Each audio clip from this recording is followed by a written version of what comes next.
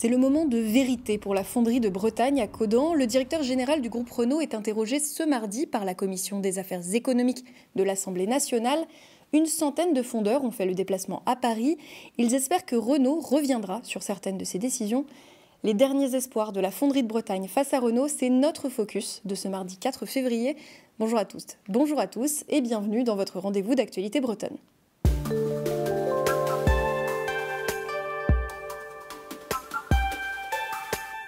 On vous en parlait, ce mardi, le directeur général de Renault est auditionné à l'Assemblée nationale. Du côté des salariés de la fonderie, on attend une annonce. Le groupe automobile reviendra-t-il sur sa décision de ne pas s'engager sur des volumes d'activité? Une condition nécessaire pour permettre la diversification de l'usine morbihannaise et donc sa survie. Les tensions entre les salariés et le groupe détenu à 15% par l'État français sont au plus haut. On revient sur les dernières semaines de mobilisation. On était fiers de la porter il y a quelques années. Là, maintenant... Le premier coup de massue tombe le 4 décembre. Renault refuse de s'engager pour la reprise de l'usine par le fonds allemand Private Assets. Alors très rapidement, la riposte s'organise. D'abord par une cagnotte qui est lancée le 10 décembre pour tenter de rassembler des fonds pour finaliser le plan de financement de reprise. Puis une opération séduction. Médias et élus sont invités dès le lendemain pour découvrir les équipements modernes, le savoir-faire de la fonderie. En vain, le couperet tombe. Les négociations de reprise ont échoué. Renault refuse de s'engager sur des volumes jusqu'en 2028. En janvier, les salariés reprennent doucement le chemin de l'usine sans être fixés sur leur avenir. Le 22 janvier, les fondeurs sont de nouveau plus de 200 à faire le déplacement jusqu'au tribunal de commerce de Rennes qui acte la mise en redressement de l'entreprise.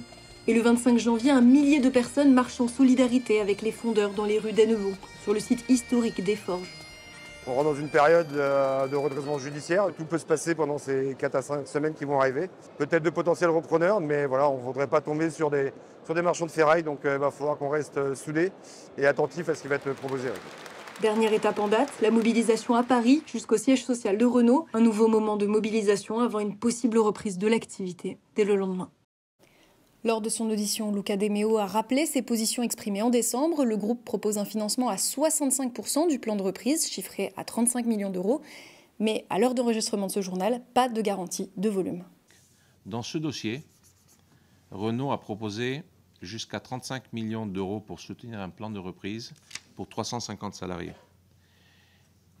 Est-ce qu'on peut raisonnablement demander à un acteur, même à Renault, de porter seul les conséquences d'une transition qui est d'abord un choix collectif?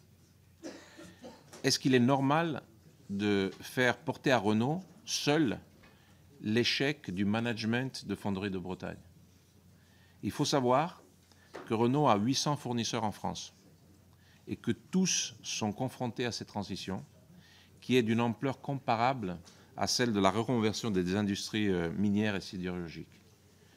Pour la Fonderie de Bretagne, si malheureusement, malgré les montants engagés par Renault, aucun plan de reprise ne se dessine, on prendra nos responsabilités et on proposera aux salariés impactés un emploi équivalent sur un de nos sites en France.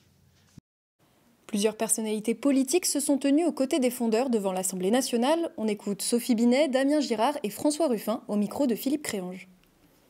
L'enjeu de votre lutte maintenant, c'est un enjeu national. Votre lutte, elle est suivie par tous les salariés françaises, tous les salariés de France, pour qui l'issue de la lutte, ça sera aussi un symbole. Eh bien, ce que je suis venue ici vous dire, c'est que vous avez l'engagement de toute la CGT de se battre à vos côtés jusqu'à la victoire. J'attends de la clarté, parce que ça fait des mois que les fondeurs sont menés en bateau, ils ne savent pas, Renault se désengage petit à petit, dit qu'il ne le fait pas. La réalité, c'est qu'on a besoin de messages clairs et on a besoin surtout que Renault assure des volumes pour les deux années qui viennent. La fonderie de Bretagne, je l'ai visitée. Ce qu'on y voit, ce sont des machines neuves, 150 millions d'euros d'investissement, un carnet de commandes qui sera plein demain. Donc c'est un outil qui peut marcher, si on le laisse marcher. S'il n'y a pas un choix qui est fait pour quelques euros, voire que quelques centimes d'euros par Renault, qui déjà s'est débarrassé il y a quelques années de la fonderie, la sortie du groupe, et maintenant veut s'en débarrasser une deuxième fois en disant bon, on vous coupe les commandes. Hier, le Premier ministre François Bayrou a enclenché 2 fois l'article 49.3 pour faire adopter le budget de l'État et celui de la sécurité sociale. Mais le PS a confirmé qu'il ne voterait pas la motion de censure portée par LFI. Le Rassemblement national, quant à lui, n'a pas encore confirmé ses intentions. On en saura plus au moment du vote ce mercredi. Martin, la situation semble en meilleure voie qu'en décembre, quand Michel Barnier avait lui aussi dû faire appel au 49.3 pour faire adopter son budget.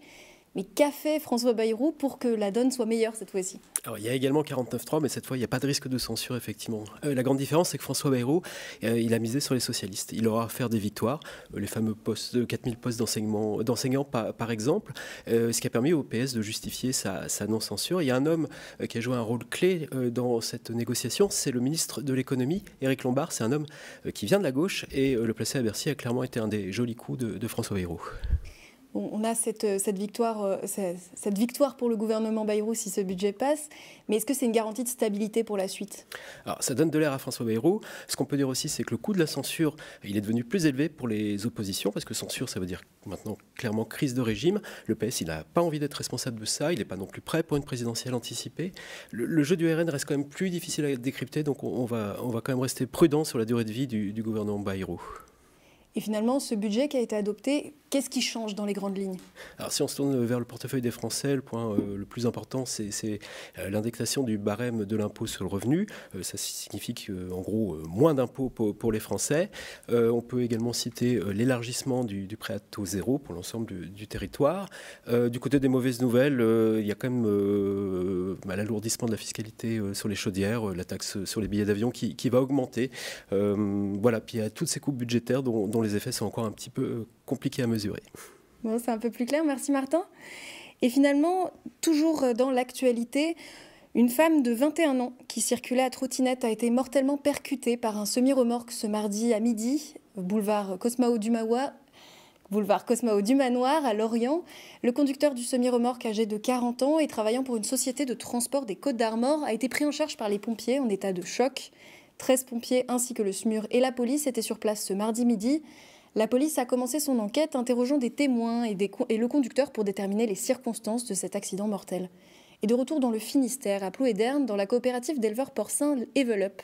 Le président de région Bretagne était en visite dans les locaux qui avaient été visés il y a 10 jours par une tentative d'incendie via des cocktails Molotov.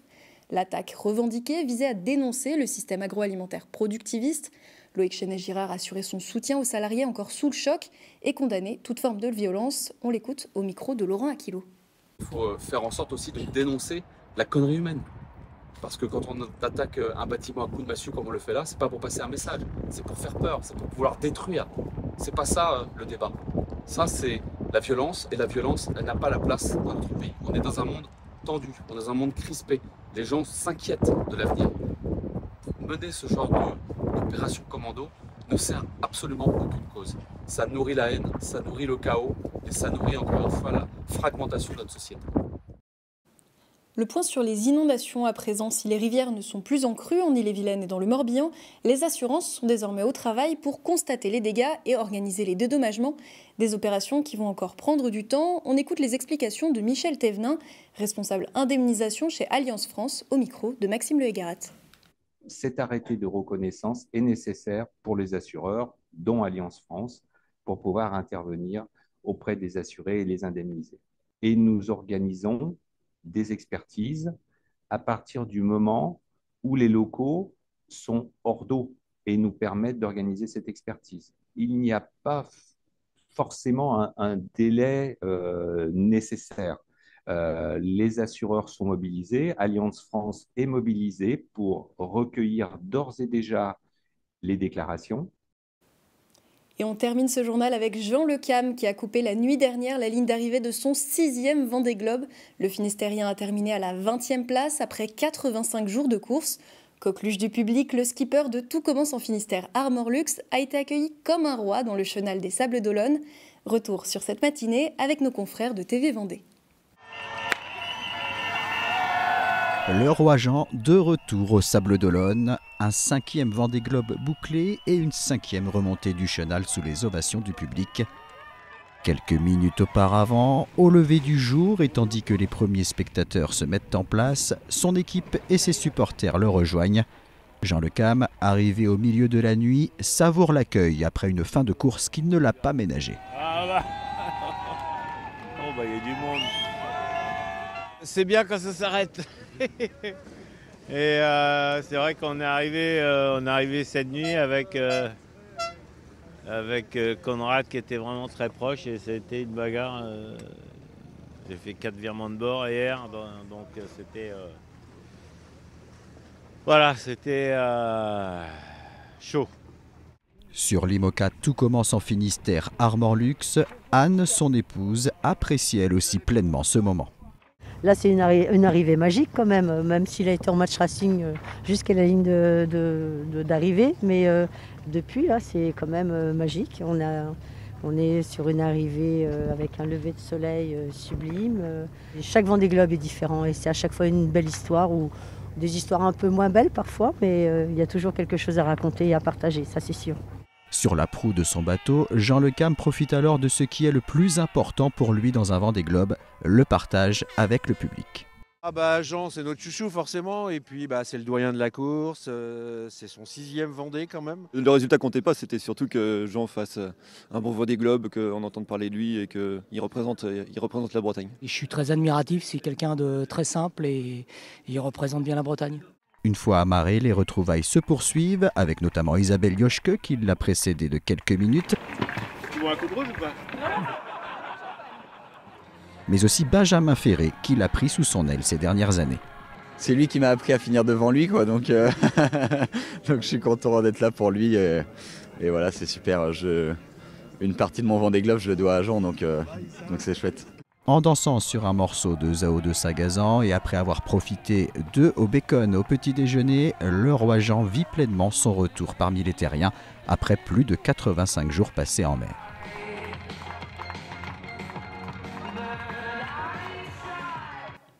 Et c'est la fin de cette édition. Merci à toutes et à tous de l'avoir suivi. On vous retrouve demain à la même heure pour plus d'actualités bretonnes. Et en attendant, bonne soirée.